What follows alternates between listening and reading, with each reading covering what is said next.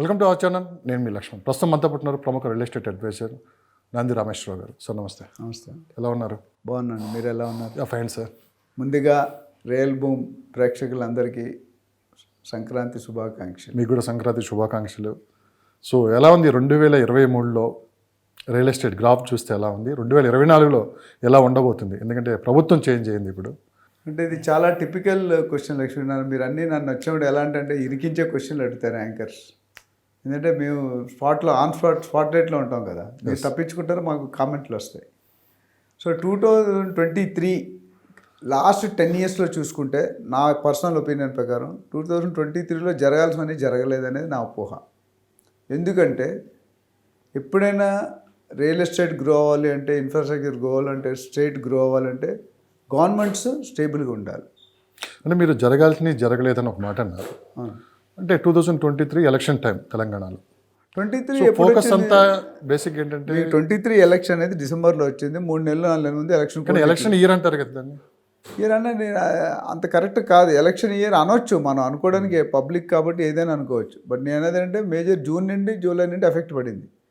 అంతకుముందు గవర్నమెంట్ దిగిపోతుంది అనగా, లేకపోతే గవర్నమెంట్ ఎలక్షన్ అవుతుంది అనగా, నాకున్న అబ్జర్వేషన్ అంటే మనకి రావాల్సిన నిధులు RRR కావచ్చు, లేకపోతే మెట్రో కావచ్చు, ఇంకేదైనా డెవలప్మెంట్ పనులు కావచ్చు, ఫార్మసిటీ కావచ్చు, రావాల్సిన నిధులు రాలేదేమో అనేది ఒక ఒపీనియన్.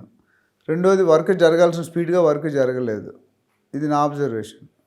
మూడోది దానివల్ల ఏమంటే ఎవరైతే ఇన్వెస్టర్స్ మన రియల్ ఎస్టేట్ లింక్ చేస్తే రియల్ ఎస్టేట్ ఇన్వెస్టర్స్కి అది పెద్ద డ్రాబ్యాక్. ఎందుకంటే వర్క్ ఫాస్ట్గా అవుతుంటే జనాలు నమ్ముతారు. అయితే ఇక్కడ గ్యాప్ ఎందుకు వచ్చిందంటే స్టేట్ గవర్నమెంట్ సెంట్రల్ గవర్నమెంట్ మంచి రిలేషన్లో ఉన్నప్పుడు మనకి పనులు అభివృద్ధి బాగా చేయాలి. ఏ పార్టీయా ఏ గవర్నమెంట్ కాదు, స్టేట్ వర్సెస్ సెంట్రల్.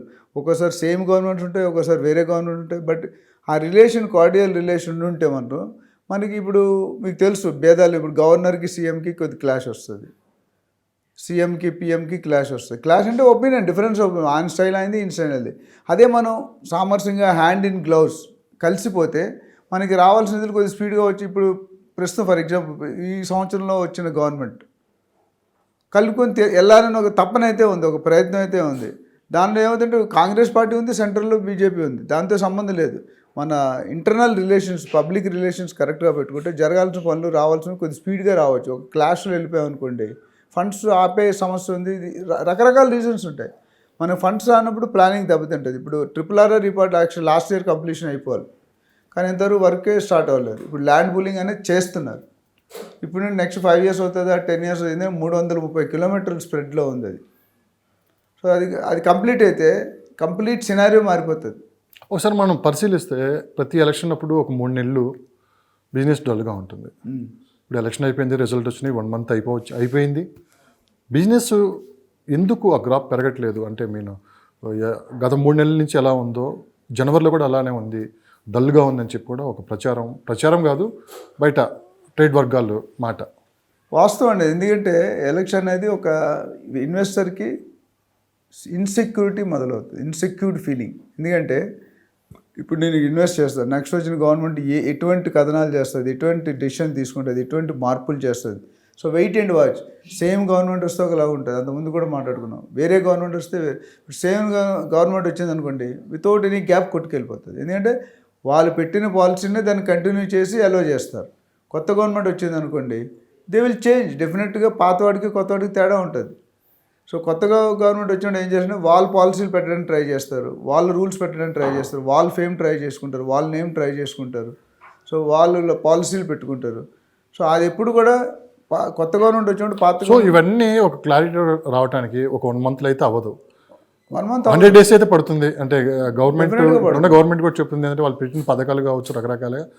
ఎందుకు 1 month కూడా అవ్వలేదు, 100 రోజుల్లో మేము చెప్పినవన్నీ నెరవేరుస్తామని వాళ్ళు అంటున్నారు. అంటే దీంట్లో కూడా క్లారిటీ రావడానికి రియల్ ఎస్టేట్లో కూడా 100 రోజులు వెయిట్ చేయాలంటారా మీరు?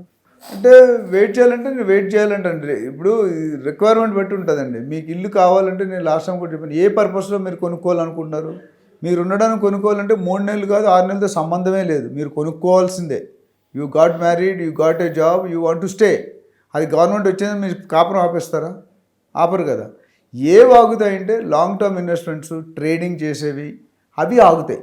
సో స్లో డౌన్ అనేది సహజం. 3 నెలలు 4 నెలలు ఎందుకంటే ఆటోమేటిక్గా అయిపోతుంది. ఎందుకంటే ఇన్వెస్టర్స్ ఎవరైతే ఉన్నారో వాళ్ళు వెయిటెడ్ వాచ్లో ఉంటారు. ఏమో కొత్తగా ఇప్పుడు కొత్తగా రాగానే సారీ ఈ చలాన్స్ 75% డిస్కౌంట్ ఇచ్చారు, లేదా 50% డిస్కౌంట్ ఇచ్చారు. అది ఎవరు లాస్ట్ 2-3 సంవత్సరాలు అవ్వలేదు కదా, ఎప్పుడో మొదట్లో ఒకసారి, తర్వాత గ్యాప్ వచ్చింది. వెయిట్ నాకు చాలామంది తెలిసిన వాళ్ళు చలాన్ ఎందుకు కట్టట్లేదంటే ఎప్పుడో సార్ తగ్గిస్తాడు అప్పుడు కట్టేద్దాం సార్ అంటే 10,000 ఉన్నాడు 2,000కి అయిపోయింది, 2,000. సో అలాగే రియల్ ఎస్టేట్లో కూడా కొన్ని పాలసీలు తీసుకురావచ్చు. ఇప్పుడు రేవంత్ రెడ్డి గారు వచ్చిన తర్వాత సిటీ మొత్తం ఫోకస్ చేస్తాడు, స్టేట్ మొత్తం ఫోకస్ చేస్తాను అంటున్నాడు. అంతకుముందున్న గవర్నమెంట్ ఒక సెక్టర్లో చేశాడు. దానికి రీజన్స్ అనేకమైన ఉంటాయి. మన ల్యాండ్ బ్యాంక్ ఉండొచ్చు, మన ఇంట్రెస్ట్ అక్కడ ఉండొచ్చు, మన తెలిసిన వాళ్ళు కొనుక్కోవచ్చు. ఆల్రెడీ ఇప్పుడు ప్రతి పోర్షన్ ఆఫ్ ది తెలంగాణలో ఒక పార్టీ కాదు, అన్ని పార్టీల వాళ్ళు ఇన్వెస్ట్ చేశారు, అన్ని బిజినెస్ మ్యాన్ ఇన్వెస్ట్ చేశారు. అందరూ కూడా ఒకళ్ళు చేశారని లేదు. ఇప్పుడు ఫార్మసిటీ మార్చడం తీగలాగితే డొంక కదిలింది అన్నీ. ఇప్పుడు 1 వీక్లో స్టేట్మెంట్ మారిపోయింది కదా. 1 వీక్లో ఏమన్నా రద్దు చేస్తున్నాం అన్నారు స్టార్టింగ్ డే. ఒక 10-15 డేస్ తర్వాత ఏమైంది, షిఫ్ట్ చేస్తున్నాం. తర్వాత నేను మళ్ళీ చాలాసార్లు చెప్పాను, ఆ ఫార్మసిటీ మళ్ళీ బ్యాక్ వచ్చినా మీరు ఆశ్చర్యపడక్కర్లే. బాగా అపోజిషన్ ఎక్కువైంది అనుకోండి, ఇప్పుడు రైతులు ల్యాండ్ ఇచ్చామంటున్నారు, ఎక్కడికి ఇస్తారు? ఆల్రెడీ ఇండస్ట్రీ ఎలకేట్ చేసిన ఇండస్ట్రీ పరిస్థితి ఏంటి, అక్కడ ఇన్వెస్ట్మెంట్ చేసిన ఇన్వెస్టర్ల పరిస్థితి ఏంటి, అక్కడ వచ్చే రెవెన్యూ పరిస్థితి ఏంటి? ఇప్పుడు ఎన్ని కదిపితే రెవెన్యూకే ఎఫెక్ట్. ఫైనల్గా ముళ్ళు వచ్చి ఆకు మీద పడినా, ఆకు వచ్చి ముళ్ళు మీద పడినట్టు. కానీ ఒక 1 మంత్ నుంచి హైదరాబాద్ రియల్ ఎస్టేట్లో అసలు ఏం జరుగుతుంది, ఏం జరగబోతుంది అది ఒక డైలమాలో ఉన్నారు అంతా. అంటే ఇప్పుడు నార్త్ సైడ్ దాదాపు ఇప్పుడు స్లగ్గిష్ కానీ స్లో డౌన్ కానీ అంటామండి. స్లో డౌన్ అయింది ఓకే, బట్ 0 లెవెల్కి పడిపోలేదు. మీరు ఎక్కడైనా గత 6 నెలలుగా ఎలక్షన్ కోడ్ డిక్లేర్ చేసి జూన్ జూలై నుండి ఇంతవరకు హైదరాబాద్లో ఎంతమంది బిల్డర్స్ ఉన్నారండి? 1000 మంది ఉన్నారు. అవును. ఓకే, ఈ 1000 మందిలో నాకు ఒక్క బిల్డర్ చూపించండి రేట్లు తగ్గించాను అని చెప్పిన బిల్డర్ చెప్పండి. మరి బిజినెస్ లేకపోతే తగ్గించేయాలి కదా, రిజిస్ట్రేషన్ ఆఫీస్ ఖాళీగా ఉండాలి కదా. రిజిస్ట్రేషన్ ఆఫీస్ ఖాళీగా మీరు వెళ్ళి చూడండి. వాల్యూమ్ ఆఫ్ బిజినెస్ తగ్గింది, టర్న్ ఓవర్ తగ్గింది, మొత్తం 0 అయితే అవ్వలేదు. ఎందుకు కొనుక్కునేవాడు ఎప్పుడూ ఉంటాడండి. దుకాణం పెట్టేవంటే కస్టమర్ డెఫినెట్గా వస్తాడు. ఏ టైప్ ఆఫ్ కస్టమర్ వస్తాడు, ఎంత ఫ్రీక్వెన్సీ తగ్గుండొచ్చు. సో బిజినెస్ ఏం ఆగలేదు. ఈవెన్ లాస్ట్ 2-3 మంత్స్లో కూడా 3,000-4,000 రిజిస్ట్రేషన్స్ అవుతున్నాయి. అంటే అన్ని వేల కోట్లు లాభమే కదా గవర్నమెంట్కి. సో ఇదేంటంటే కొద్దిగా ఇన్వెస్టర్ ముందు చూపుగా ఫోర్కాస్ట్ చేసి స్టేబుల్ గ్రోత్ అయిన తర్వాత చేద్దాము. ఈ కొత్త గవర్నమెంట్ వచ్చి ఒక 3 నెలలు 6 నెలల్లో రియాలిటీ బయటకు వస్తుంది.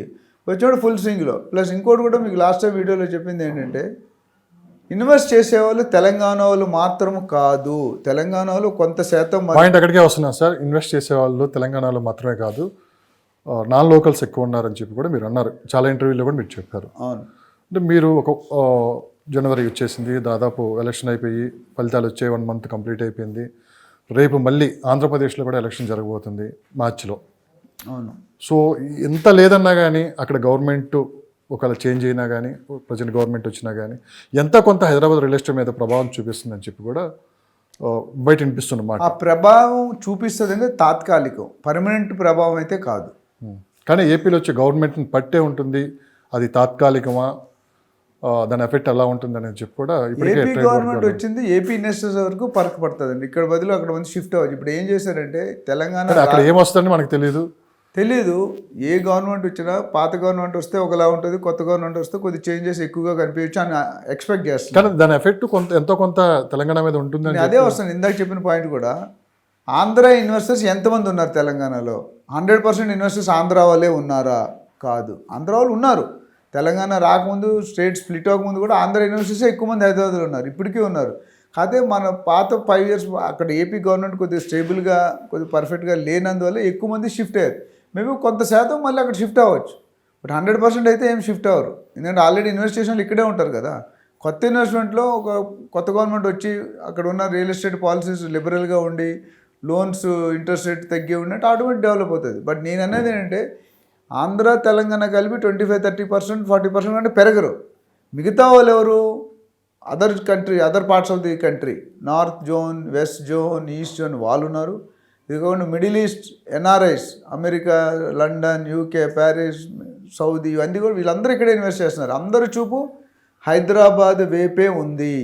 ఎందుకు ఉంది అంటే, Hyderabad the best city in the country as of today. Weather in terms, ఎందుకు బెస్ట్ సిటీ అని ఎలాగంటున్నాం?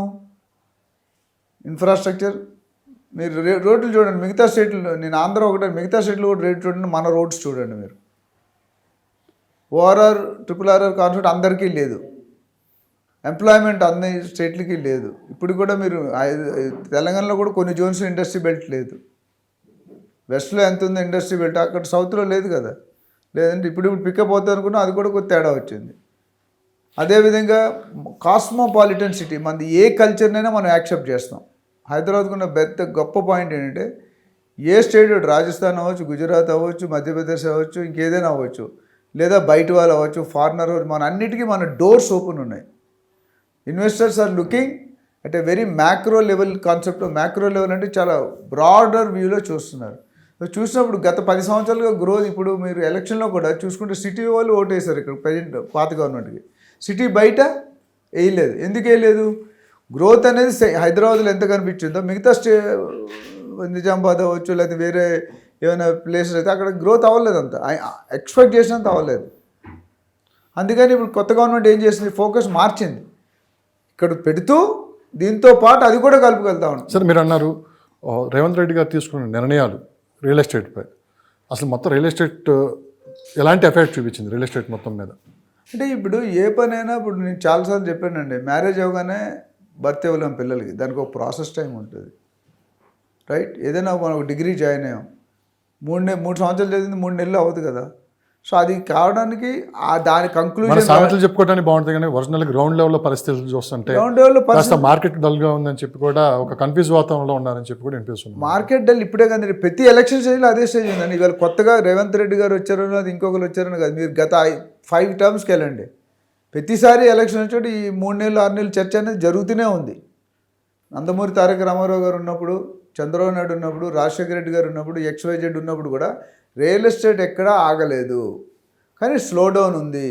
రేట్లు తగ్గలేదు, కానీ రేట్లు పెరగలేదు.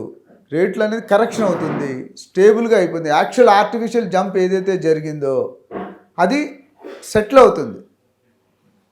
సో రియల్ ఎస్టేట్కి డెఫినెట్గా నెక్స్ట్ 3 నెలలు, ఎందుకంటే ఆ గవర్నమెంట్ అనేది కొద్దిగా మార్పు ఉంటుంది. 10-20% 19-20 का ఫరక్ అంటాం కదా హిందీలో, కొద్దిగా డిఫరెన్స్ ఉంటుంది. స్ట్రాటజీలో మార్పులు ఉంటాయి. కొత్త గవర్నమెంట్ ఆలోచనలు వేరే ఉంటాయి, పాత గవర్నమెంట్ ఆలోచనలు వేరేగా ఉన్నాయి. సో దాని మీద ప్రభావం అనేది ఉంది. లాస్ట్ 3 months నుంచి రిజిస్ట్రేషన్లు ఎలా ఉన్నాయి? అంటే మేబీ 10-20%, 25% తగ్గినాయి, బట్ జీరో అయితే అవ్వలేదు. ఇన్కమ్ అయితే ఆగలేదు. నాకు తెలిసిన వాళ్ళు, నాకు రోజుకి ఆన్ అండ్ యావరేజ్, మీ ఛానల్లో చూసిన వాళ్ళు కూడా చాలామంది నాకు ఫోన్ చేస్తారు. యావరేజ్గా 8 to 10 customers పర్ డే నాకు ఫోన్ చేస్తారు కన్సల్టింగ్ అడ్వైస్ కోసం. సార్ ఎక్కడ పెట్టాలి? ఇప్పుడు కూడా నేను చెప్పింది ఏంటంటే, బయ్యింగ్కి ఇది బెస్ట్ టైం, అమ్మడానికి బెస్ట్ టైం కాదు. భయంకి కొనుక్కునేవాడికి this is the best time. ఎందుకంటే ఇప్పుడున్న రేట్లు నెక్స్ట్ 6 నెలల తర్వాత 120% ఉండవని నేను అనుకుంటాను, నా వ్యక్తిగత ఒపీనియన్ ఇది. ఎందుకంటే ఆ రియల్ ఎస్టేట్ ట్రెండ్ అట్లా ఉంది, గ్రోత్ ఆపడానికి లేదు మనకి. 6 months తర్వాత పెరిగే అవకాశం ఉంది, డెఫినెట్గా పెరుగుతుంది. మేబీ నాకు తెలిసి ఇప్పటి నుండి మనం జనవరిలో ఉన్నాం, దసరా సెప్టెంబర్ అక్టోబర్ కల్లా ఒక స్టేబుల్నెస్ ఆ గవర్నమెంట్కి తెలిసిపోతుంది. ఈ గవర్నమెంట్ కూడా ఫామ్ అయ్యి 6-7 నెలలు అవుతుంది, ఆ గవర్నమెంట్ ఫామ్ అయ్యి 3-4 నెలలు సెంట్రల్ గవర్నమెంట్.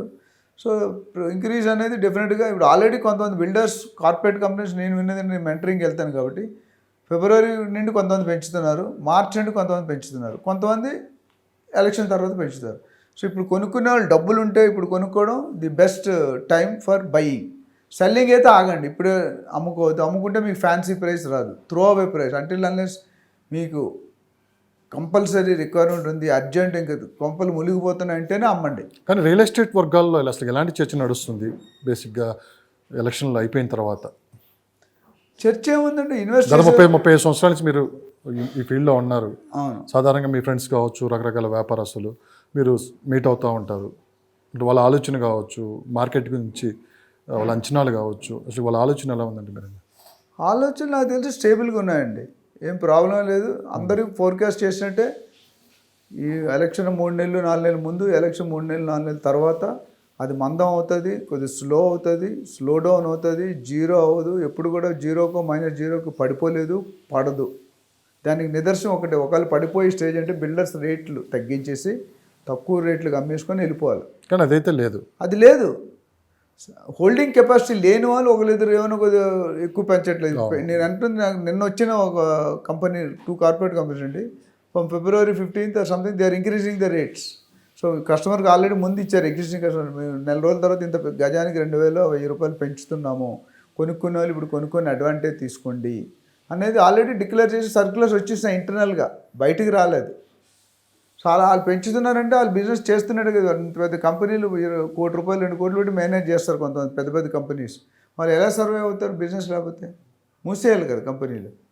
ఏ కంపెనీ మూసిందని మీరు న్యూస్లో చదివారా, న్యూస్ పేపర్లో చదివారా? పలానా బిల్డర్ మూసేశాడు, పలానా బిల్డర్ లాస్ అయ్యాడు.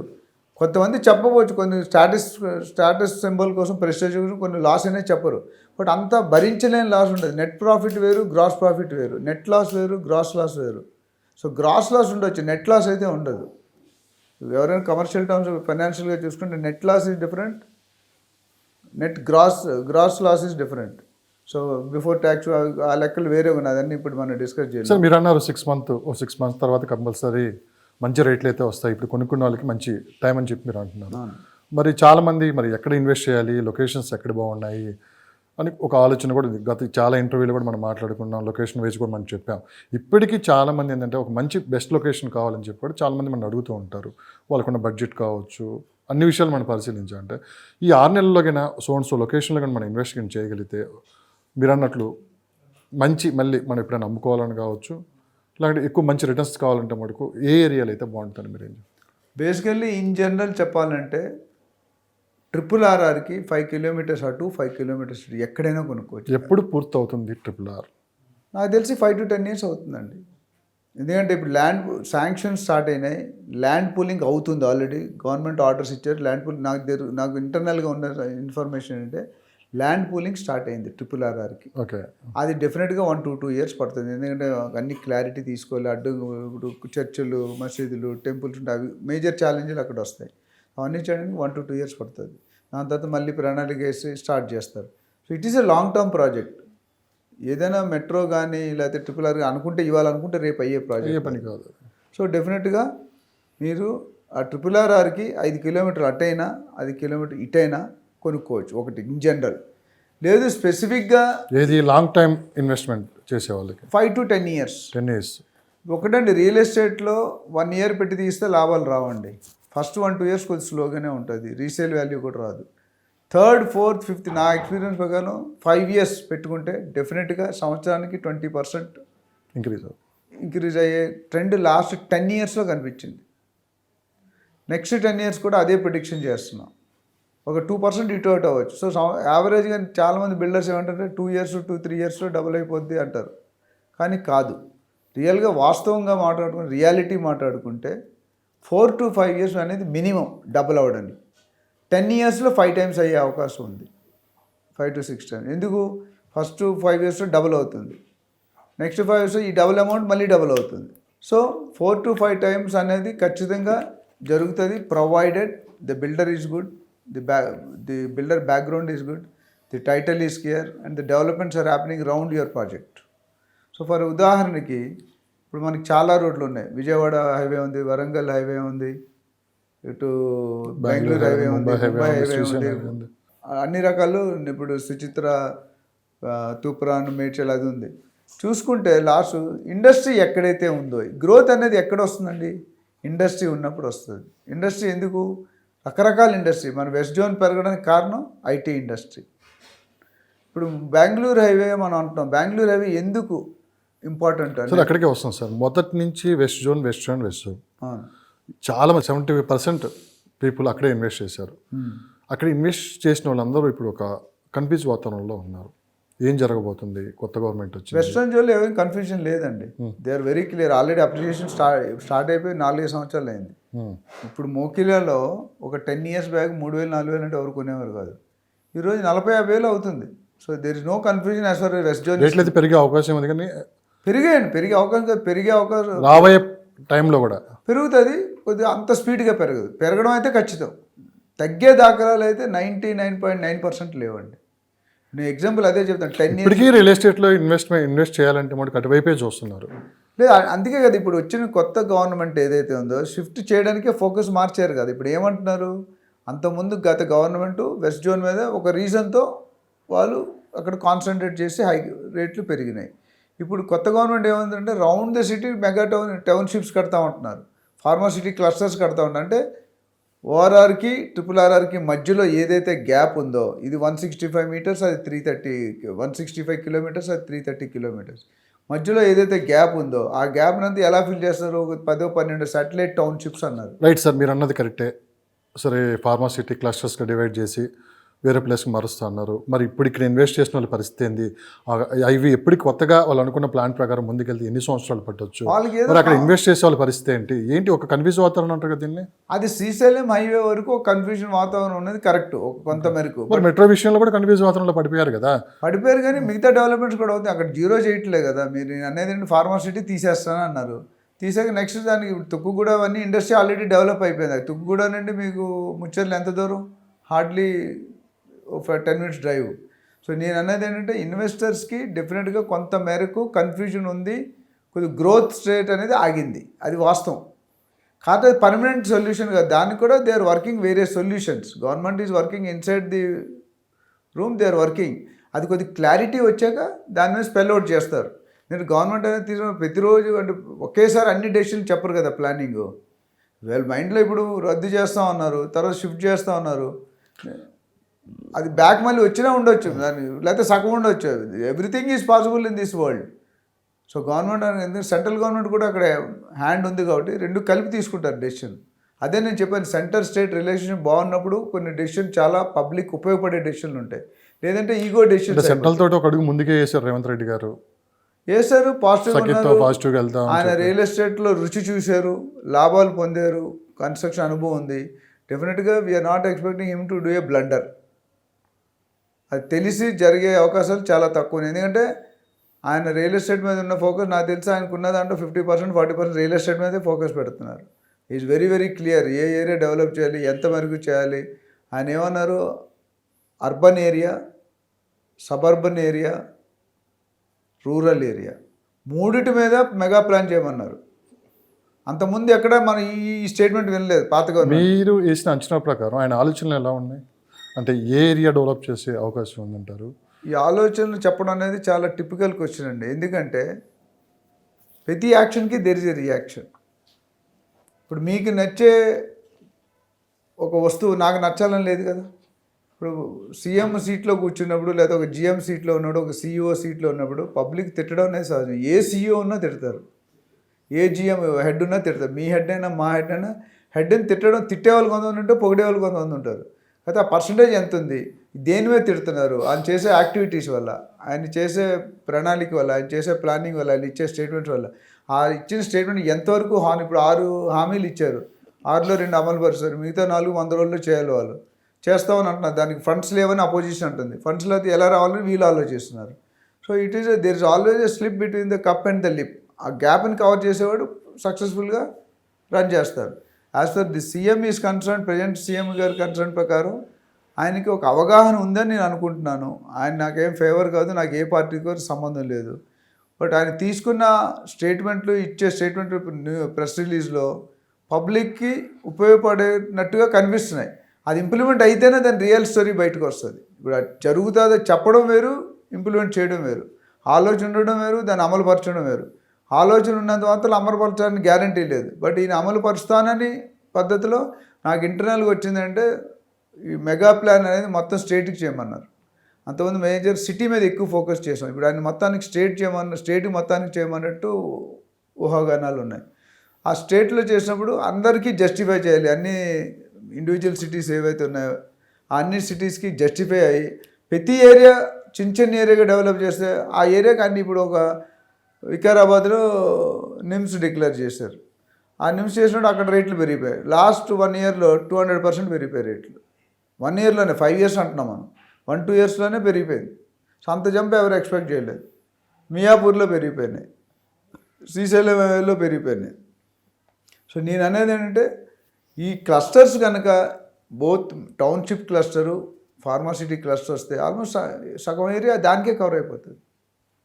అండ్ ఒక్కసారి ఒక క్లస్టర్ ఒక దగ్గర పడినప్పుడు దాని చుట్టూ 10 kilometers డెవలప్ అవ్వాలి కదా. స్టేయింగ్ మొదలవుతుంది, ఎంప్లాయ్మెంట్ అవుతుంది, ఇండస్ట్రీ మొదలవుతుంది, సినిమాలు మొదలవుతాయి, హాస్పిటల్ మొదలవుతాయి, కాలేజ్ మొదలవుతాయి. వచ్చాడు అన్ని ప్రతి దానికి ఇప్పుడు ఒక హాస్పిటల్ పెట్టారంటే ఎంప్లాయ్మెంట్ క్రియేట్ అవుతుంది, ఒక కాలేజ్ పెట్టారంటే ఎంప్లాయ్మెంట్ క్రియేట్ అవుతుంది, ఒక ఇండస్ట్రీ పెట్టారంటే, ఒక రైల్వే స్టేషన్ పెట్టారంటే. సో గ్రోత్ అనేది పబ్లిక్ ఎన్నైనా అనొచ్చండి, నేను చెప్పేది నమ్మని చెప్పలేదు. నేను ఒకటే బేస్లో వెళ్తున్నా. లాస్ట్ 10 yearsలో ఏం జరిగింది, నెక్స్ట్ 10 yearsలో ఏం జరుగుతుందో మేము 10 years స్కేల్ తీసుకుని ఈ 10 years ప్రిడిక్ట్ చేస్తున్నాం. Okay right. ఒకసారి మన హైదరాబాద్ని పక్కన పెట్టి ఏపీలో ఒక కొత్త వాతావరణం కనపడుతుంది. సాధారణంగా ఎలక్షన్లప్పుడు మార్కెట్ కొంచెం డల్గా ఉండటం చాలా సందర్భాల్లో మనం చూసాము. గత 30 సంవత్సరాలు మీరు చూస్తున్నారు. నా ఆంధ్రప్రదేశ్లో కొంత దీనికి వ్యతిరేకంగా కనపడుతుంది. అట్లా అమరావతిలో ల్యాండ్స్ గురించి ఎంక్వైరీ చేయటం మొదలుపెట్టారు ఇప్పుడు. అంతకుముందు రోజుకు 2-3 విజిట్లు ఉండేవి, ఇప్పుడు 15 నుంచి 20 విజిట్లు జరుగుతున్నాయి. ఇప్పటికే గజానికి 5,000 రూపాయలు పెరిగింది అని చెప్పి కూడా వినిపిస్తున్న మాట. ఇది ఎంతవరకు వాస్తవం? నిజంగానే చాలా ఎంక్వైరీస్ అమరావతి చుట్టుపక్కల భూముల మీద జరుగుతున్నాయి అని చెప్పి కూడా వినిపిస్తున్న మాట. ఎలక్షన్ టైంలో తగ్గాల్సింది ఒకసారిగా అమరావతి వైపు చూడటానికి కారణం ఏంటంటే మీరేం చెప్తారు? అంటే ఇప్పుడు 175 సీట్స్ ఉన్నాయి. లాస్ట్ టైం మీకు ఎలక్షన్ గుర్తుంటే 15 రోజుల ముందు వరకు టీడీపీ వస్తుంది అన్నారు. లాస్ట్ 15 రోజులు సినిమా మారిపోయింది. Public can change anything. If they want they can keep you, if they don't want they can throw you. రెండు ఈక్వల్ పరిస్థితి. ఇప్పుడు మీరు ఆంధ్రప్రదేశ్, నేను వైజాగ్లో పుట్టాను, వైజాగ్లో పెరిగి చదువుకున్నాను అక్కడే. ఇప్పుడు వైజాగ్ వెళ్ళాలంటే నాకు బాధ అనిపిస్తుంది, ఎందుకంటే నేను ఇక్కడ కల్చర్. సార్ మన పాలిటిక్స్ పక్కన పెడదాం. బేసిక్గా నేను అడిగిన ప్రశ్న, అమరావతిలో ఎంక్వైరీస్ పెరిగాయా ల్యాండ్స్ మీద? పెరుగుతున్నాయి. ఎంత పర్సంటేజ్ ఆఫ్ పెరిగింది? ఇప్పటికే గజం 5,000 రూపాయలు పైనే పెరిగిందని చెప్పి రేట్ల వరకు నేను కన్ఫర్మ్డ్గా చెప్పలేను, కానీ మీకున్న సమాచారం ప్రకారం మీరు ఆలోచనలో మార్పు అయితే వచ్చింది. ఎంక్వైరీస్ పెరిగాయను, పెరగడానికి సన్నాహం అవుతున్నాయి. ఎంక్వైరీస్ స్టార్ట్ చేశారు. స్టార్ట్ చేయడం వేరు, ఫుల్ స్వింగ్లో ఇన్వెస్ట్మెంట్ చేయడం వేరు. So people started captain. అంతకుముందు ఈ ఆప్షన్ పర్మనెంట్గా క్లోజ్ ఉండేది. అమరావతి అనే ఆప్షన్ క్లోజ్డ్, డిలీట్. మిగతా ఆలోచించారు, వైజాగ్, కర్నూలు, లేకపోతే భోగాపురం ఎయిర్పోర్ట్ దగ్గర అని. ఇప్పుడు ఏం చేశారంటే అక్కడ కొద్ది స్లో డౌన్ అయ్యి ఇటు షిఫ్టింగ్ అయ్యారు, గేర్ మార్చారు. ఇప్పుడు అక్కడికే వస్తున్న పాయింట్. చంద్రబాబు నాయుడు గారేమో అమరావతి రాజధాని చెప్పి నెక్స్ట్ గెలిచిన తర్వాత అమరావతిని రాజధాని కొనసాగిస్తామని చెప్పి ఆయన అన్నారు. మరి ఇప్పుడు అక్కడ ఇన్వెస్ట్ చేసేవాళ్ళు, ధైర్యం చేసి కొనే వాళ్ళకి ఎంతవరకు గ్యారంటీ అదేంటి మీరేం చెప్తారు? గ్యారంటీ దేనికి ఉండదండి, మనకే గ్యారంటీ లేదు. మీరు దేనికి గ్యారంటీ ఇస్తే గ్యారంటీ ఎవరికి ఇవ్వలేమండి. గ్యారంటీలు వారంటీలు పేపర్ పెట్టినంత వరకు బాగుంటాయి. సో దాని గురించి మనం ఎక్కువ చర్చించడంలో ఉపయోగం లేదు. నేను అనేది ఏంటంటే ఆ తర్వాత కొనడానికి ఊహించిన రేట్లు ఏదో ఉంటాయి. నిజంగానే ఏదైనా పరిస్థితులు చేంజ్ అయితే మీరు ఎప్పుడైనా గవర్నమెంట్ ఒక ప్రాజెక్ట్ డిక్లేర్ చేసామని గుర్తుపెట్టుకోండి. బడాబాబులు, పెద్ద పెద్ద బిజినెస్ మెన్ అందరూ కూడా ముందే ప్లానింగ్ చేసుకుంటారు. 3 నెలలు. ఇప్పుడు ఎలక్షన్ 3 నెలలు ఉంది, 2 నెలలు ఉంది. జనవరి అంటే మార్చిలో అనుకుంటా ఎలక్షన్స్, 2 months. సో వాళ్ళకున్న ఇంటెలిజెన్స్ రిపోర్ట్ వాళ్ళకు ఉంటుంది. వాళ్ళకున్న ఇప్పుడు పీకే గారు చెప్పారో, లేకపోతే ఇంకేదో బాడీ చెప్పారో, ఇంకేదో 15-20 బాడీలు ఉన్నాయి. ఏది ఎగ్జిట్ పోల్స్ అని. కానీ మాకున్న ఇంటెలిజెన్స్ రిపోర్ట్స్ మీ దగ్గర నుంచే రావాలి రియల్ ఎస్టేట్ మీద. అంటే రియల్ ఎస్టేట్ మీద నేను చెప్పాను కదా, రియల్ ఎస్టేట్ అనేది అప్పుడు ఆంధ్రాలో కూడా జీరో ఏమో అవ్వలేదండి. రేట్లు తగ్గడం ఆగిపోయింది అంతే, అక్కడ ఏం పడిపోలేదు. ఇప్పుడు కూడా మీరు వైజాగ్లో కొనుక్కోవాలంటే, వైజాగ్ బాగానే, నేను వైజాగ్ మనం కూడా వెళ్ళొచ్చాను. వైజాగ్లో రేట్లు ఏం తగ్గిపోలేదండి. అంటే హెవీ ట్రాన్సాక్షన్స్ జరగలేదు, కొత్త ఇన్వెస్టర్లు మన వైపు చూడట్లేదు. అది there is lot of difference. రేట్లు తగ్గకపోవడం ఒకటి, రేట్లు పెరగకపోవడం ఒకటి. కొత్త పబ్లిక్, కొత్త ఇన్వెస్టర్స్ ఆంధ్ర వైపు చూడడం కొద్ది స్లో డౌన్ చేశారు. అందుకనే మీరు ఒక 6 నెలలు వెయిట్ చేయమంటుంది. రేపు ఏపీలో వచ్చే ఫలితాలను బట్టి కూడా రియల్ ఎస్టేట్ మీద ఎంతవరకు ప్రభావం ఉంటుంది? ఇటు తెలంగాణ ప్రభావం అనేది ఉంటుందండి. డెఫినెట్గా గవర్నమెంట్ మారితే మాత్రం విపరీతమైన ప్రభావం ఉంటుంది. ఎందుకంటే పాత థింగ్స్ అన్నీ మళ్ళీ లైమ్ లైట్లోకి వస్తాయి. ఇప్పుడు అన్నీ ఏవైతే బూజు పెట్టేశాయి. అమరావతి అనే వర్డ్ ఎక్సెప్ట్ ల్యాండ్ పూలింగ్ చేసిన వాళ్ళు తప్ప ప్రజెంట్ గవర్నమెంట్కి అమరావతి అనేది not fit in to their kit. ఆ అమరావతిని పక్కన పెట్టి మిగతా 3 క్యాపిటల్స్ అని చెప్పారు. ఇప్పుడు అది జరిగిందా? ఇంకోటి నేను ఏం చెప్తానంటే కోర్టులో కూడా స్టే వచ్చింది, మీరు చూసారో లేదో. గవర్నమెంట్ కెనాట్ టేక్ డెసిషన్స్ అని కొన్ని నడుస్తున్నాయి ఇక్కడ. అది ఒక ప్లస్ పాయింట్ ఏంటంటే అది తీసుకోవద్దన్నారంటే ఇది తీసుకోమని కదా. రాజుగారు మొదటి భార్య బాగాలేదంటే రెండో భార్య బాగుందని అర్థం. సామెత కాదు, దీనికి వర్తిస్తుంది. ఎందుకంటే ఆ 3 స్టేట్లు 3 క్యాపిటల్స్ ఫామ్ చేయొద్దు అని స్టే ఇచ్చారు. అంటే అర్థం ఏంటి? దీనికి మొగ్గు చూపిస్తున్నారేమో అని అది కూడా 100% అని చెప్పలేము. It's only an assumption. అది 3 ఆపినప్పుడు క్యాపిటల్ అయితే ఉండాలి కదా. ఇప్పటికీ ఆంధ్రప్రదేశ్ క్యాపిటల్ అంటే చెప్పలేరు. There is no capital. Chandrababu Naidu టీంని అడిగితే చంద్రబాబు నాయుడు గారి టీంని అడిగితే దే విల్ టెల్ అమరావతి. ఇప్పుడున్న గవర్నమెంట్ టీంని అడిగితే దే విల్ టెల్ వైజాగ్ గారు, కర్నూలు, డిఫరెంట్ క్యాపిటల్స్. సో అక్కడ గాలి వ్యతిరేకత ఎలా ఉంది. తెలంగాణలో మనం చూసాం వ్యతిరేకత. నాకు తెలిసి పాత గవర్నమెంట్ 3వ తారీఖు ఎలక్షన్ అంటే రిజల్ట్స్ అంటే 2వ తారీఖు సాయంత్రం ఒక ట్విట్టర్లో చూశాను, రేపు 4th క్యాబినెట్ మీటింగ్ ఉంటుంది, మీరు రెడీ అవ్వండి అని చెప్పారు. అవును, మీరు కూడా చూసుంటారు. ఏమైంది? సో మనం అనుకుని జరగాలని లేదండి. మీరు అడిగే క్వశ్చన్ కల్లా నేను ఎస్ భాష ఆన్సర్ చెప్పను, నాకు తెలిసింది నా అనాలిసిస్ మాత్రం చెప్తాను. సో అదేవిధంగా అమరావతి వైపు ఎంక్వైరీ స్టార్ట్ చేయడం మొదలైంది. ట్రాన్సాక్షన్స్ అయితే అవ్వలేదు. ఇవన్నీ మాట్లాడుకొని రెడీ చేసి పెట్టుకొని ఒక్కసారి రిజల్ట్స్ వచ్చాక ఫామ్ టక మరి వెళ్ళిపోతాయి. నాకున్న ఇన్ఫర్మేషన్ వరకు ది ఇంటెలిజెంట్ రిపోర్ట్స్ ఇది ఒక వెయిటింగ్ పీరియడ్ అనుకుందాం, ఒక 3 నెలలు 4 ఎస్ డెఫినెట్గా. ఇప్పుడు జనవరి అయిపోతుంది, ఆల్మోస్ట్ 15th వచ్చేసాం. 1.5 month 1.5 month 2 months రిజల్ట్ కూడా వచ్చేసి ఏప్రిల్లో మీకు అన్ని బయలుపోతాయి. మళ్ళీ ఏప్రిల్, మే, జూన్ కొద్దిగా వీళ్ళు కొత్తగా సెటిల్ అయ్యి గవర్నమెంట్ ఫామ్ చేసి మినిస్ట్రీ ఇచ్చి ఎవరు పెడతారో చూసి, అంత ముందున్న వాళ్ళు పెడతారా ఇప్పుడు కొత్త వాళ్ళు పెడతారో చూసి, అక్కడున్న మనిషిని బట్టి కూడా ఇంపార్టెంట్ అండి. పోర్ట్ఫోలియో ఎవరికి ఇచ్చారు. ఇప్పుడు ఇక్కడ ఐటీ శాఖ మారినప్పుడు చాలామంది టెన్షన్ పడ్డారు. అవును, ఎవరికి ఇస్తారో పెద్ద క్వశ్చన్ మార్క్ మిగిలిపోయింది. కేటీఆర్ గారికి సబ్స్టిట్యూట్ ఉన్నారా అంటే సబ్స్టిట్యూట్ అన్నిటికీ ఉంటాయండి. ఎప్పుడు మీరే హీరోలో ఉండరు, నేనే హీరోలో ఉన్నాను. హీరో వాళ్ళందరూ కొన్ని రోజులు ఉంటారు, తర్వాత ఇంకొకటి వస్తారు, తర్వాత ఇంకొకటి వస్తారు. సో దానికి ఇప్పుడు మనం చూసిన సస్పెన్స్కి తెరపడిపోయింది కదా, ఎవరు ఉంటారని ఐటీ మినిస్టర్ అని తెలిసిపోయింది. ఇప్పుడు ఆల్రెడీ నెలలోనే ఇన్వెస్ట్మెంట్లు వచ్చాయి, నన్ను ఏదో సైన్ చేశారు, ఫాక్స్కాన్ ఇవన్నీ జరుగుతున్నాయి కదా. సో ప్రతి ఒక్కరు వాళ్ళ ఇంపార్టెన్స్ క్రియేట్ చేసుకుంటారు, వాళ్ళ రోల్స్ అండ్ రెస్పాన్సిబిలిటీ అర్థం చేసుకొని ఇంప్లిమెంట్ చేయడానికి ట్రై చేస్తారు.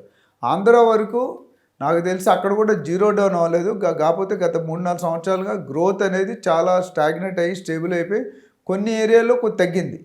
బట్ ఇప్పుడు కనుక ఈ రిజల్ట్స్ వచ్చిన తర్వాత మార్పు కనుక జరిగితే కనుక డెఫినెట్గా ఈజ్ గోయింగ్ టు పికప్. అందులో ఎటువంటి సందేహం లేదు, అనుమానించాల్సిన అవసరం లేదు. అయితే ఇప్పుడు ట్రాన్సాక్షన్ మీరు అడుగుతుంది, ఇప్పుడు ట్రాన్సాక్షన్ జరుగుతున్నాయా జరగవా లేకపోతే పెరిగిపోయాయంటే నేను జరగట్లేదనే చెప్తాను. 100% జరగట్లేదు. అంటే అనుకున్నంత మేరలో జరగట్లేదు. కొన్ని మినిమం రిక్వైర్మెంట్స్ జరుగుతున్నాయి, మన క్యాప్టివ్ కన్జంప్షన్ అంటూ అవి జరుగుతున్నాయి. బట్ మిగతా అదర్ 3 సెగ్మెంట్లు రెంటల్ ఇన్కమ్ కోసం లాంగ్ టర్మ్ కానీ ట్రేడింగ్ కానీ అవి స్లో డౌన్ అయ్యింది.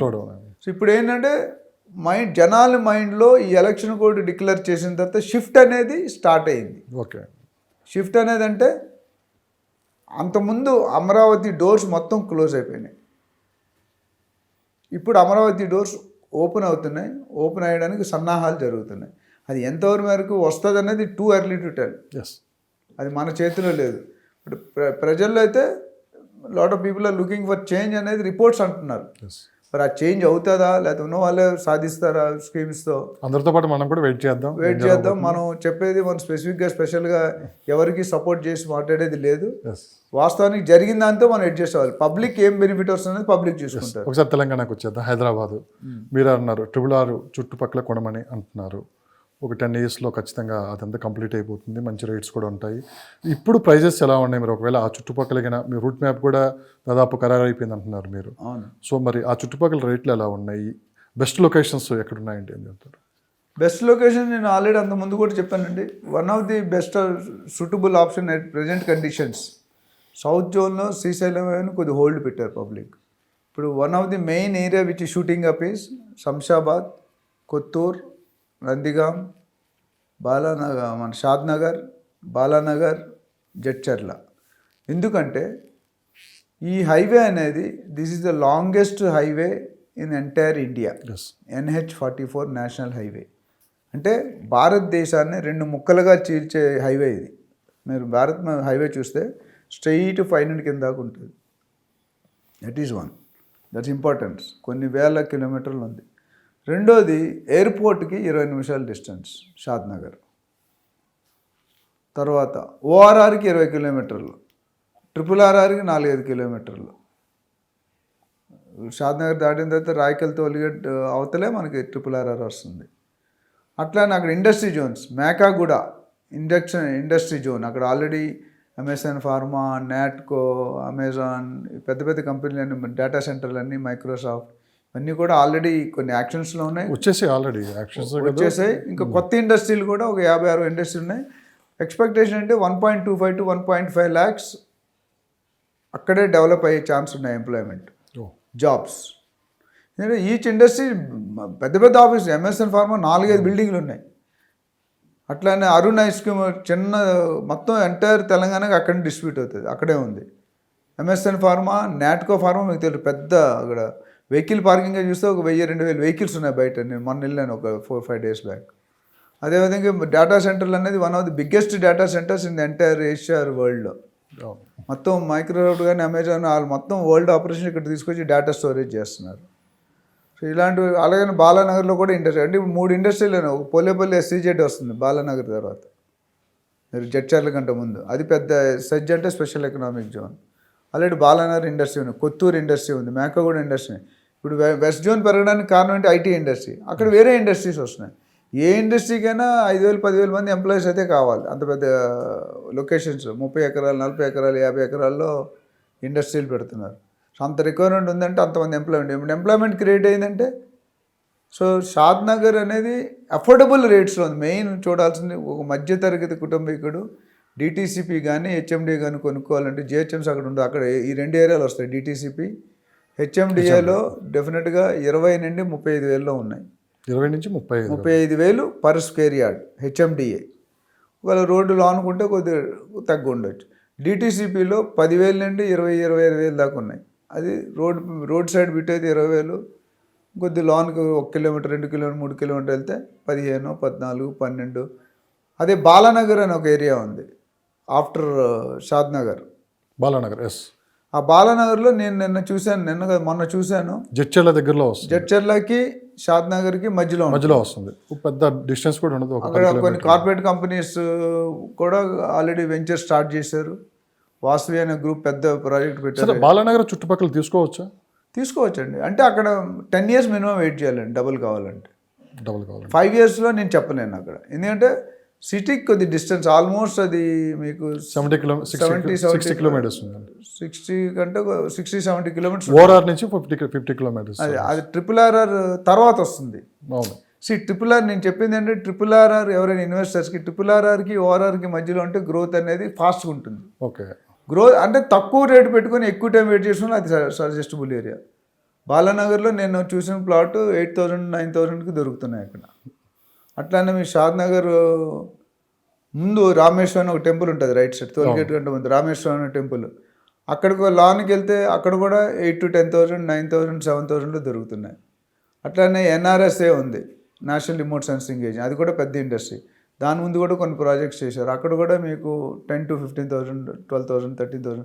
అది మెయిన్ రోడ్కి 1 kilometer దూరంలో ఒక వెంచర్ చూశాను నేను. మాకు ఇన్వెస్టర్ సజెస్ట్ చేసాం. Right opposite to NRSA complex. అక్కడ మనకి 15,000 దొరుకుతుంది. అంటే మెయిన్ రోడ్ నుండి మెయిన్ హైవే నుండి 1 kilometer లోపు. ఓకే. సో ఇన్వెస్ట్ చేసే వాళ్ళకి ఆప్షన్ అండి. వాళ్ళకున్న పర్పస్, వాళ్ళకున్న బడ్జెట్ కెపాసిటీ బట్టి మీకు 7-8 వేల నుండి 50,000 దాకా డిఫరెంట్ ఏరియా. శంకర్పల్లి, మోకిల, గండిపేట అన్నీ చూసుకుంటే 40-50 వేలు టచ్ అయిపోయింది. అదేవిధంగా ఇప్పుడు మీరు నార్త్ జోన్కి వచ్చేటట్టయితే మీకు సుచిత్ర, మేడ్చల్, కొంపల్లి, తుప్రాన్ అక్కడ కూడా మీకు హెచ్ఎండి పరిధిలో ఉన్న 30,000-35,000 కోట్ చేయాలి. 25కి తక్కువ లేదు. అదే మీరు ఇన్సైడ్కి వెళ్తే 15,000-20,000 దొరుకుతుంది. అదేవిధంగా ముంబై హైవే బుదేరా అని ఉంది. బుదేరా అనేది మీకు 6,000-7,000, 8,000 కూడా దొరుకుతుంది. అక్కడ కొన్ని ప్రాజెక్ట్స్ వచ్చాయి, కార్పొరేట్ కంపెనీస్ కూడా ప్రాజెక్ట్స్ చేశాయి. తక్కువ బడ్జెట్ ఉన్న వాళ్ళు సపోజ్ ఎవరైనా 15 లక్షలే ఉంది బడ్జెట్, వాళ్ళు ప్లాట్ బడ్జెట్ 15 లక్షలకి 150 గజాలు వచ్చేస్తుంది.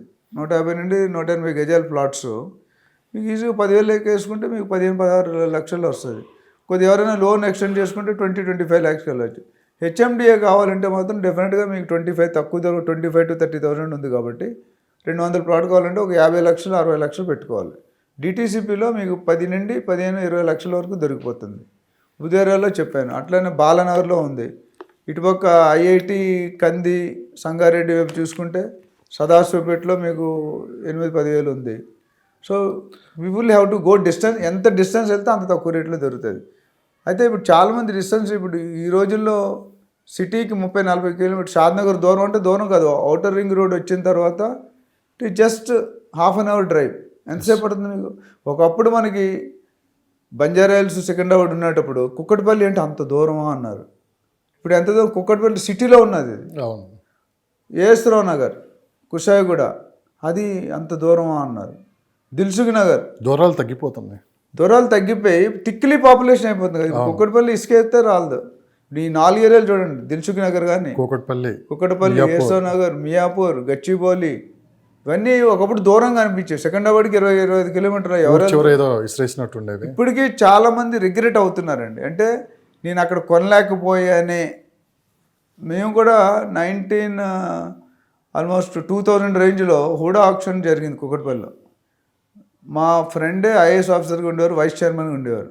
మేము అప్లై చేసాం, లాటరీ పెట్టారు. లాటరీ వాళ్ళకి వచ్చిన అదృష్టవంతులు. 20 years back hardly few lakhs ఒక ప్లాట్ వచ్చేది. ఇప్పుడు గజాలు రావట్లేదు. ఒక గజమే 2,50,000 2 లక్షలు చెప్తున్నారు. 2 లక్షలు అండి. సో అప్పుడు 10 లక్షలు 15 లక్షలు మొత్తం ప్లాటే వచ్చేసేది.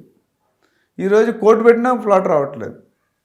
ఎంత 2 లక్షలకి ఎన్నో వస్తాయి మీకు? ₹1,00,00,000 మినిమం 80 లక్షల నుంచి అండి. 80 లక్షల లోపు తక్కువ ఎక్కడ. మరి డబుల్ బెడ్రూమ్ 80 లక్షలు లేదు మరి. సో అప్పుడు నాకు ఇప్పటికీ గుర్తుంది, తార్నాక దగ్గర హబ్సిగూడ అని ఉంది. తార్నాక తర్వాత కూడా. అవును. IACTCCME అక్కడ 1992లో మా కంపెనీ అక్కడ ఉండేది నేను జాబ్ చేసేటప్పుడు.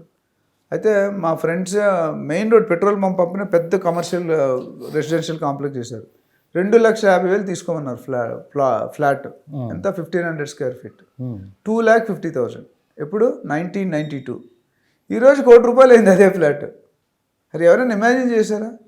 నా పర్సనల్గా 10 సార్లు రిక్వెస్ట్ చేశారు. మేమేంటంటే మాకు ఇండిపెండెంట్ హౌస్ ఉంది కదా, ఓనర్స్ ఈ ఫ్లాట్లు ఎందుకులే అని మానేసాం. But today it's a regret. ఆ పడ్డ వల్ల మీరు ఒకళ్ళు. నేను కూడా ఒకటి. మనకైనా అప్పుడు మనకు అంత రియల్ ఎస్టేట్ మీద అవగాహన ఉండేది, కానీ అంత భూమి అవుతుందని ఎప్పుడు కూడా ఎక్స్పెక్ట్ చేయలేదు. సార్ అక్కడికే వస్తున్నాను సార్. 30 సంవత్సరాలు కంప్లీట్ అయిపోయింది. మలేషియా గవర్నమెంట్ కూడా మీకు ఒక అవార్డు ఇవ్వడం కూడా జరిగింది. సార్ ఇప్పుడు వచ్చేసి 2023, 2030 కల్లా ఈ ట్రిపుల్ ఆర్గన్ కంప్లీట్ అయిపోయి మీరన్నట్టు ఈ కంపెనీస్ అని వచ్చి ఎంప్లాయ్మెంట్ కింద మీరు చెప్పినట్టుగానే పెరిగి నెక్స్ట్ హైదరాబాద్ ఎలా ఉండబోతుందంటే ఏం చెప్తారు? ఇప్పుడు ఇన్వెస్ట్ చేసిన వాళ్ళు అందరూ ఉంటారు చూడండి. అవును. ఈ టైంలో 2023 టైంలో వీళ్ళు ఎన్ని రేపు ఎలా మారిపోబోతున్నాయి వీళ్ళ అంటే లైఫ్ స్టైల్ కావచ్చు. 3 పువ్వులు 6 కాయలు. ఎందుకంటే ఈరోజు ఇన్వెస్ట్మెంట్లో డెసిషన్ తీసుకొని మంచి ఏరియాలో పెట్టి ఇట్స్ గోల్డ్ మైన్.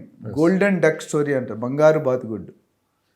నువ్వు కట్ చేయనందుకు బాతుని కట్ చేస్తే ఏముండదు, ఒక గుడ్డే ఉంటుంది. కట్ చేయకుండా గుడ్లు పెడుతూనే ఉంటుంది. ఎగ్జాక్ట్లీ ఇట్లా గోయింగ్ టు హ్యాపెన్. ఎందుకంటే నాకు తెలిసి real estate is one of the best segment and better segment and good segment and గ్రైజింగ్.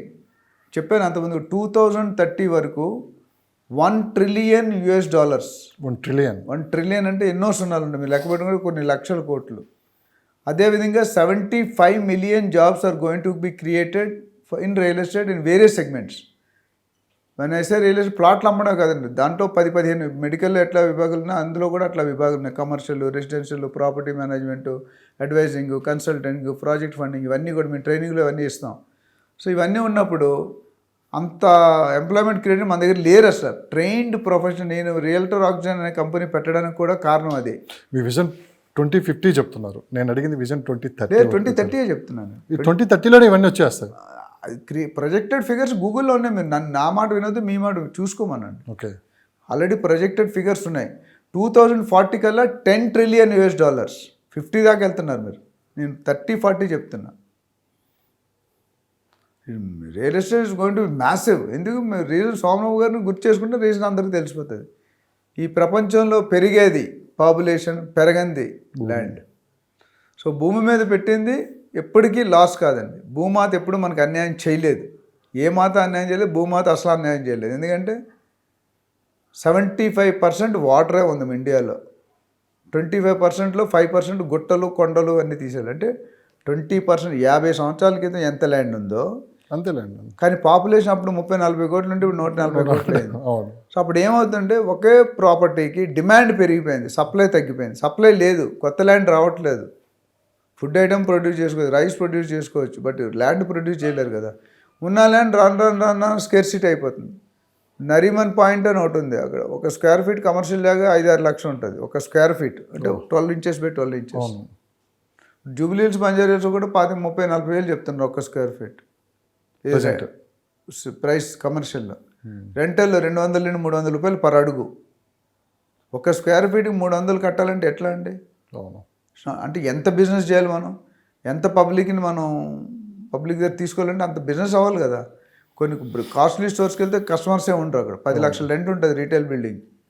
మీరు చూసుకుంటే కొన్ని బిల్డింగ్లు అసలు ఇప్పుడు 36 ఫ్లైఓవర్ పడిన తర్వాత metro lot of business got affected. అవన్నీ కూడా షిఫ్ట్ అయిపోతున్నాయి మిగతా రోడ్లకి. ఓపెన్ రోడ్ నెంబర్ 45 ఎంత కమర్షియల్ కాదు, కానీ కమర్షియల్ రోడ్ కింద అయిపోయింది. ప్రతి బిల్డింగ్ కూడా రెసిడెన్షియల్ కన్వర్ట్ అయిపోయి కమర్షియల్ రెస్టారెంట్లు, పబ్లు, క్లబ్లు, right, other showrooms, wine showroom కూడా వచ్చింది అక్కడ. నేను ఒక కేక్ షాప్కి వెళ్ళాను. ఆ కేక్ కేజీ 3,000 అంట. 3,000 4,000 ఒక కేజీ కేక్. ఓకే. సో నేను అనేది ఏంటంటే top of the top brands బంజారాలు, జూబ్లీహిల్స్లో ఎగ్జిస్ట్ అవుతుంది. సో రియల్ ఎస్టేట్ వరకు ఇది ఎన్నటికీ తరగని మమత. ఇన్వెస్ట్మెంట్ పెట్టుకునేటప్పుడు నా సజెషన్ ఏంటంటే కొత్త వాళ్ళకి go for a real estate professional. ఒక ఏజెంట్ కానీ అడ్వైజర్ కానీ కన్సల్టెంట్ అపాయింట్ చేసుకోండి. If you are buying for a first time, second time, don't take risk. వాళ్ళు ఏదో 1-2% ఛార్జ్ చేస్తారని మీరు 98% వదులుకోవద్దు. చాలామంది ఇంటర్వ్యూలు చూస్తున్నారు, మీరు కావచ్చు, రకరకాల చాలామంది ఇంటర్వ్యూలు వేస్తుంటారు. చాలామంది కామెంట్స్ రూపంలో నెగిటివ్ మాట్లాడుతూ ఉంటారు. అంటే ఎలా అంటే ఎన్ని ఫేక్, వీళ్ళు చెప్పి నమ్మొద్దు, రకరకాల కొన్ని కామెంట్స్ మీరు చూస్తూ ఉంటారు. అందరూ పాజిటివ్ కామెంట్స్ ఇవ్వాలని లేదు, నెగిటివ్ లేదు. కానీ మీరు ఏ ఇంటర్వ్యూలో కానీ మీరు కావచ్చు, మిగతా గెస్టులు కావచ్చు, ఎక్కడ సో ప్లేస్లో కొనండి, ఇన్వెస్ట్ చేయండి అని మీరు ఎక్కడైతే చెప్పలేరు. ఎక్కడైతే గ్రోత్ ఉంటుందో అక్కడే ఇన్వెస్ట్ చేయండి. అది కూడా ఎంక్వైరీ చేసి మరీ కొనండి. హెచ్ఎండి మీకు అప్రూవల్ ఉన్న మొత్తం ప్లాట్లే తీసుకొని చెప్పి మీరు చాలా సందర్భాల్లో చెప్పారు. ఈ నెగిటివ్ కామెంట్ చూసినప్పుడు, నెగిటివ్ కామెంట్ చేసే వాళ్ళకి మీరేం చెప్తారు? ఈ ప్రశ్న చాలా మంచి ప్రశ్న. ఆన్సర్ చేసే ముందు నేను ఒక ప్రోగ్రామ్ చేసిన, మీకు కూడా వీడియో పంపించాను. జేడి లక్ష్మీనారాయణ నా program one of the keynote స్పీకర్గా వచ్చారు. ఆయన ఫస్ట్ నా వీడియో మీరు స్టేట్మెంట్ ఉంది, నందివారు కొత్తదనానికి నాంది పలుకుతున్నారు అని చెప్తూ, ఎవరైనా ఒక కొత్త పని చేయాలంటే వాడు కాళ్ళు లాగే వాళ్ళు బోల్డ్ మంది ఉంటారు ముందుకెళ్ళనివ్వకుండా. అలాంటి వాళ్ళు మనం పట్టించుకోవద్దు. ఇప్పుడు ఒకటే కామెంట్ రాసే వాళ్ళు ఎవరైతే నెగిటివ్ కామెంట్ రాస్తారో వాడు ఈజ్ డెమోక్రటిక్ పర్సన్. డెమోక్రటిక్ అంటే రాసుకోవచ్చు. కానీ ఒకటే అక్కడ 3 లక్షల వ్యూస్ వచ్చినప్పుడు ముగ్గురు నెగిటివ్ రాస్తే ఎంత పర్సెంటేజ్ అండి? మీరు కావచ్చు, చాలామంది గెస్ట్లు వచ్చి మాట్లాడుతూ ఉంటారు. ఈ నెగిటివ్ కామెంట్స్ కొంతమంది దాన్ని ఎక్కువ స్ప్రెడ్ చేయటం, కొంతమంది దాన్ని వీడియోలు చేసి మరీ పెట్టడం, ఇలాంటివి జరుగుతున్నాయి రీసెంట్గా. జరుగుతున్నాయండి. ఎందుకంటే కానీ అంత ఆషామాషా వ్యక్తులను అయితే ఇక్కడ కూర్చోబెట్టడం. దాదాపు 30 సంవత్సరాలు అనుకుండా మీరు ఎన్నో చూశారు రియల్ ఎస్టేట్ రంగంలో, ఎంతోమంది ట్రైనింగ్ ఇచ్చారు. సో కొంతమంది నెగిటివ్గా కొన్ని వార్తలు రాస్తూ ఉంటారు. కొన్ని యూట్యూబ్ ఛానల్స్లో కొన్ని నెగిటివ్గా మాట్లాడే వాళ్ళు చాలామంది ఉన్నారు వీడియోస్ చేసి. వీళ్ళందరికీ మీరు ఒక ఫైనల్గా మీరు చెప్పవలసింది ఒకటే అండి, వాళ్ళకి ఏదైనా డౌట్ ఉంటే 1-to-1 కూర్చొని మాట్లాడగలరు. వాడికి తెలిసి ఇప్పుడు నేను ఒకటే ఒక వీడియోకి మీకు 3,50,000 వ్యూస్ వచ్చాయి, మీరే చెప్పారు. 3,50,000 మంది చూసిన దాంట్లో 3 నెగిటివ్ కామెంట్ పెడితే వాళ్ళు ఎంతవరకు కరెక్ట్ అనేది ఆలోచించుకోండి. What is the percentage of people? Yes, కరెక్ట్గా. సో మనకి ఎంత నాలెడ్జ్ ఉందో వాళ్ళే బయటపడుతున్నారు. ఇఫ్ దే ఆర్ సో, వాళ్ళు కూడా మాట్లాడవచ్చు కదా. వాళ్ళు మాట్లాడే రూమ్లో మాట్లాడడం వేరు, స్టేజ్ మీద మాట్లాడడం వేరు. మనం స్టేజ్ మీద మాట్లాడుతున్నాం, ఇన్ ది పబ్లిక్ చేస్తుంది. సో మీకు ఒకటన్నా 3 లక్షలు 2 లక్షలు 1,00,000 వచ్చినప్పుడు ఒకళ్ళిద్దరు ఉంటారండి. మన 5 ఏళ్ళు కరెక్ట్ ఉండవు కదా, అన్ని ఏళ్ళు వేరే సైజు. నేను చాలాసార్లు చెప్పాను, అమ్మ నాన్నకి మీరు తప్పుగా భావించొద్దు. అంటే ఇలాంటి సందర్భాలు వచ్చినాయి కాబట్టి మనం ఎక్కడ కూడా ఇన్వెస్ట్ చేసే వాళ్ళు కొంతమంది అవి చూసి కొంతమంది మీ వెంచర్లు ఉన్నాయా అని అడిగాడు. పబ్లిక్ నేను ఓపెన్గా చెప్పేది, అంటూ నా పర్సనల్ వెంచర్ లేదు, పెట్టుకోకూడదు అనుకుంటున్నాను. ఎందుకంటే నేను ఒక పబ్లిక్ స్పీకర్ నేను న్యూట్రల్ డెసిషన్ ఇస్తాను. నేను రికమెండ్ చేసే వెంచర్స్ ఏముంటాయంటే డిటిసిపి, హెచ్ఎండిఏ, రేరా అప్రూవల్ ఉంటేనే నేను రికమెండ్ చేస్తాను. కంపెనీ పేర్లు చెప్పట్లేదు, నా దగ్గరికి రానని యావరేజ్ చెప్పాను కదా, 4-5 కన్సల్టింగ్ ఎవ్రీడే వస్తారు. వాళ్ళకి ఒకటే చెప్తాను, ఈ ప్రాజెక్ట్స్ ఉన్నాయి, నేను చెప్పింది only guide. I can only take camel up to the sea. నీళ్లు తాగాల్సింది మీరే. నేను ఎన్నో ఇంటర్వ్యూలు చెప్పాను, డబ్బులు 2 కోట్లు ఖర్చు పెట్టాను, 2 గంటలు 2 రోజులు టైం స్పెండ్ చేయండి. నేను చెప్పిన మాట మీద వెళ్ళొద్దు. నేను ఒక క్లూ ఇచ్చాను మీకు, ఇలా చేసుకుంటే మంచిది, ఈ డాక్యుమెంట్ చేయండి. నేను ఈ కంపెనీలో కొనండి, ఇక్కడే కొనండి. నేను ఎక్కడ ఏ ఇంటర్వ్యూలో ఇక్కడే కానీ 15 ఛానల్స్ మాట్లాడి ఏ ఛానల్లో కూడా చెప్పలేదు. కామెంట్స్ పెట్టేవాళ్ళు వాళ్ళ కర్మ. వాళ్ళకి ఏదైనా డౌట్ ఏ చెప్పినా కానీ ప్లాట్లు తీసుకున్న వాళ్ళకి కొన్ని జాగ్రత్తలు తీసుకోవాలి. దాన్ని మీరు 1-2 సార్లు చెక్ చేసుకుని ముందుకెళ్ళమని చెప్తాం. కానీ ఇప్పుడు షాద్నగర్లో నా ప్రాజెక్ట్స్ లేవు, శ్రీశైలంలో నా ప్రాజెక్ట్స్ లేవు, సంగారెడ్డిలో నా ప్రాజెక్ట్స్ లేవు, ముంబై ఎక్కడైనా ప్రాజెక్ట్స్ లేవు. మనం ఏం చెప్తామంటే మీరు పెట్టే ఇన్వెస్ట్మెంట్ని జాగ్రత్తగా చూసి పెట్టుకోండి. ఒక బిల్డర్ని మనం ఏం మాట్లాడడం, ఒక బిల్డర్ని ఎలా సెలెక్ట్ చేసుకోవాలి, ఒక ఏజెంట్ని ఎలా సెలెక్ట్ చేసుకోవాలి, ఒక లొకేషన్ ఎలా సెలెక్ట్ చేసుకోవాలి, డెవలప్మెంట్స్ ఏం చూడాలి, ప్రైవేట్ డెవలప్మెంట్స్ ఏం చూడాలి, సజ్జలు ఏమున్నాయి, దీనివల్ల వచ్చే బెనిఫిట్స్ ఏంటి, గత 10 సంవత్సరాల్లో ఏమైంది, నెక్స్ట్ 10 years ఏం అవబోతుంది, ఇదే మనం మాట్లాడుకున్నాం. ఎవరో ఒకటి ఎవరో పెట్టానుకోండి, ఆయన నాలెడ్జ్ బయటపడుతుంది, ఆయన గొప్పతనం బయటపడుతుంది. కక్షపూర్వకంగా ఇప్పుడు కొన్ని చూస్తున్నాం రాజకీయాల్లో కూడా, ఆయన వస్తే ఈయన మీద కేసాడు, ఈయన వస్తే ఆయన మీద, అలాగే ఉంటుంది. ఇప్పుడు వాళ్ళు ఒకటే ఆలోచించగలరు. 10,000 మంది చూశారు, అందులో ఒకడు నెగిటివ్ కామెంట్ రాస్తే దానివల్ల మన కొరికేది ఏం లేదు, వాడు బయటపడుతుంది. ఖచ్చితంగా గతంలో మోసాలు జరిగాయి, ఇప్పుడైతే మంచి గైడ్లైన్స్ ఇస్తున్నారు, ఎలా ముందుకెళ్ళాలి, ఎలా ఇన్వెస్ట్ చేయాలి, ఎక్కడ ప్లాట్ తీసుకోవాలని కూడా మంచి సలహాలు సూచనలు ఉచితంగానే మనం ఎక్కడ కూడా వన్ సైడెడ్ స్టేట్మెంట్ ఇలాగ లక్ష్మీనారాయణ ఎక్కడైనా ఉందా? ఏదైనా మనం దాదాపు మీ ఛానల్లోనే 50 వీడియోలు అయిపోయినవి, 50-60 వీడియోలు అయినాయి గత 6 months 7 monthsలో. ఏదైనా ఒక వీడియోలో చెప్పండి, ఈ బిల్డర్ దగ్గర కొనండి, ఈ ప్రాజెక్ట్లో కొనండి, ఈ ఏరియాలో కొనండి, ఈ ఏజెంట్ దగ్గర కొనండి, ఎక్కడే చెప్పలేదే. కస్టమర్ శ్రేయస్ కోసం మనం చెప్తూ ఉంటాం. మనం ఏం చెప్పామంటే మీ డబ్బులు సేఫ్గా ఉండాలి అంటే ఈ జాగ్రత్తలు తీసుకోండి. మీకు ఇందులో ఏమైనా సహాయం కావాలంటే మమ్మల్ని సంప్రదించండి, మేము డెఫినెట్గా మీకు హెల్ప్ చేస్తాము, మీకు మంచి దారిలో మంచి రిటర్న్స్ వచ్చేటట్టు చెప్పి. ఇప్పుడు కూడా నేను ఏం చెప్పాను, 7,000 పెట్టి కొనుక్కునేవాడికి ఉంది, 70,000 పెట్టి కొనుక్కునేవాడికి ఉంది. 2 ఐడియాలు ఇచ్చాం మనం ఇవాళ ఎపిసోడ్లో కూడా. కానీ 7,000 ఎక్కడ దొరికింది, 70,000 ఎక్కడ దొరికింది కూడా క్లారిటీ మీ ఇష్టం. నేను 70,000 కొనుక్కుంది ఎంత అప్రిషియేషన్. నేను బంజారాల్స్ ఎగ్జాంపుల్ ఇచ్చాను, 3,50,000 ఉంది నేనున్న ఏరియాలో. డబ్బులు ఉన్న వాళ్ళు అక్కడ కొంటారు, డబ్బులు ఉన్న వాళ్ళు కొంటారు. అప్రిషియేషన్ లేదు అక్కడ, ఆల్రెడీ స్టాగ్నెంట్ అయిపోయింది. 5 సంవత్సరాల తర్వాత ఎంత అవుతుంది, సంవత్సరానికి 10,000 పెరిగితే ఎక్కువ, 3,50,000 4,00,000 అవుతుంది. కానీ అదే మీరు 10,000 కొంటే 10 సంవత్సరాలు 60, 70, 80,000 అయిపోతుంది. అంటే ఎన్ని టైమ్స్ పెరిగింది? First 5 years double, second 5 years 10 years కల్లా 5 times, 20 yearsకి 10 times అవుతుంది. అయిన రికార్డులు ఉన్నాయి నా దగ్గర. ఎవరికైనా ఇంట్రెస్ట్ ఉంటే కామెంట్ చేయడం కాదు, ధైర్యంగా వచ్చి మాట్లాడండి, 1-to-1 కలవండి, క్లారిఫై చేసుకోండి. మీకు సగం నాలెడ్జ్తో పెడితే అది మీ కర్మ. అది మనం ఎవరిని బ్లేమ్ చేయడానికి లేము, ఎవరిని మోసం చేయడానికి లేము.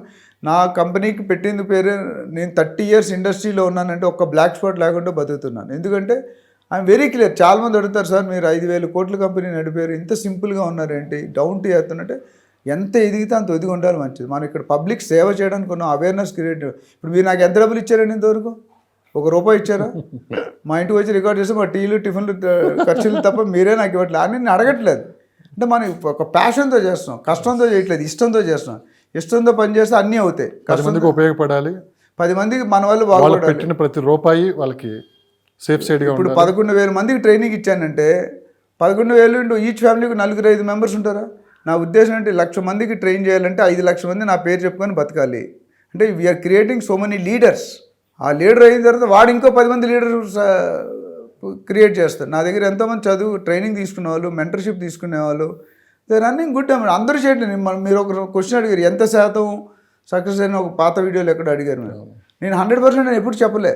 నా సక్సెస్ రేట్ 70-75%లో ఆగిపోయింది. ఎందుకంటే మిగతా 25% నా ఫాల్ట్గా. నేను చెప్పింది అదే సబ్జెక్టు, అదే కేసెస్, అదే ఎగ్జాంపుల్స్, అదే రోల్. పని అవతలోటి కాన్సన్ట్రేట్ చేయలేదు. వాడి టైం పెట్టుకుంటే చేస్తే వాడి కర్మ అది. మన దగ్గర చెప్పింది చెప్పినట్టు చేస్తున్నట్టు. నేను ఒక చిన్న ఎగ్జాంపుల్ ఇచ్చి క్లోజ్ చేస్తాను. ఒక ఋషి 3 శిష్యులు పిలిచి దోషునింటే ఇసుక వేసాడు. వేసి ఒక 1/2 kilometer నడమన్నాడు. మీరు అందరూ ఇసుక పడకుండా నడండి. అందులో ఫస్ట్ క్యాండిడేట్ ఏం చేశాడంటే, ఈ గురువుగారు పని పట్టలేదు ఏదో చెప్తాడు, అక్కడ పంపించి నడిచి వెళ్తాడు. రెండోవాడు మిల్ అంటాడు, ట్రై చేశాడు బాబు, ఫెయిల్ అవ్వకుండా 50% ఉంది, 50% పడిపోయింది. మూడోవాడు 4 అంటాడు, అసలు ఒక చుక్క కూడా పడకుండా వెళ్ళాడు. అప్పుడు గురువుగారు ఋషి ఏమన్నాడంటే, మీరు చెట్టు పట్టుకోండి అన్నారు. చెట్టు పట్టుకున్నంత ఏమైంది తెలుసా షాకింగ్, చేతిలో ఎంత వేసుకుందో అంత బంగారం అయిపోయింది. అంటే గురువుగారు చెప్పింది మీరు యాజ్ ఇట్ ఈజ్ ఫాలో అయితే మీకు రిజల్ట్స్ వస్తాయి. గురువుగారిని క్వశ్చన్ చేసి చక్రం రౌండ్గా ఎందుకు ఉంది, స్క్వేర్గా ఎందుకు ఉంది కూడా మీరు టైం వేస్ట్ చేసుకుంటే you're wasting your time. Already 30 సంవత్సరాలు రీసెర్చ్ జరిగిపోయింది. అది పీపుల్ హ్యావ్ వింటాడు. బల్బు రౌండ్గా ఎందుకు ఉంటుంది, స్క్వేర్ ఎందుకు ఉంటుంది అంటే దాని ఇల్లాజికల్. మీరు ఉన్నదాన్ని ఫర్దర్ ఎలా ఇంప్రూవ్ చేయాలి. మీరు ఒక క్వశ్చన్ అడిగారు, దాన్ని తీసేస్తారా అని అడిగారు. దాన్ని తీసానండి. నేనేమన్నా దరిగి మెరుగులు దిద్దుతారు అంటే ఇంకొద్ది మంచి ఫీచర్స్ యాడ్ చేస్తారు. మిస్ అయిన కొన్ని లూప్ హోల్స్ ఉన్నాయి, ఆ లూప్ హోల్స్ కవర్ చేసి ఇంప్లిమెంట్ చేసి దాని పేరు మారుస్తారు. అంతవంతా దాన్ని అనేది తీసేలేదు కదా. సో కామెంట్స్ రాసేవాళ్ళు ఒకటే నా సజెషన్ కానీ లేకపోతే అడ్వైజ్ ఏంటంటే, మీరు రాయండి, మీరు ఆలోచించి రాసినప్పుడు కరెక్ట్గా రాయండి. మీకు రాయడం రాకపోతే డోంట్ రైట్. సరిగ్గా ఇంగ్లీష్ రాయలేరు, కామెంట్లు రాస్తారు. తెలుగు సరిగ్గా రాయలేరు, రాసేటాన్ని బండ బూతులు రాస్తే మీ నాలెడ్జ్ బయటకు వస్తుంది కదా.